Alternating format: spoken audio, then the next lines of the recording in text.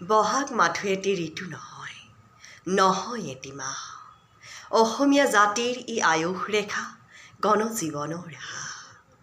সঁচাকৈয়ে বহাগ আমাৰ বাবে এটি মাহ নহয়, ইয়া গণজীৱনৰ এক সাহস, এক প্ৰেৰণা।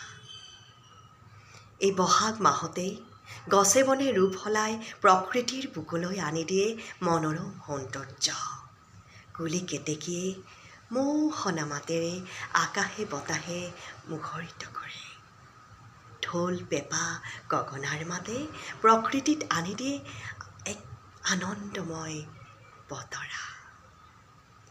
এই আনন্দ উপভোগ কৰিবলৈ মা দেউতাৰ কোলা খুৱাই বহাগৰ 6 তাৰিখে এই ধৰালৈ আহিছিলোঁ। সেয়ে ভগৱান আৰু মোৰ মা দেউতাৰ শ্ৰীচৰণত প্ৰণিপাত জনাইছোঁ। লগতে ব্যস্ত সময়ৰ মাজতো আপোনালোকে জন্মদিনৰ শুভেচ্ছাবাণী দি মোক সাহস আৰু প্ৰেৰণা যোগোৱাৰ বাবে ধন্যবাদ জনাইছোঁ। বহাগ মাথো বিহুতলী নহয়, নহয় ই নিশা ফুলা ফুল। বহাগেই আনি দিয়ে সমদল গতি, নেওচি জাতিকুল।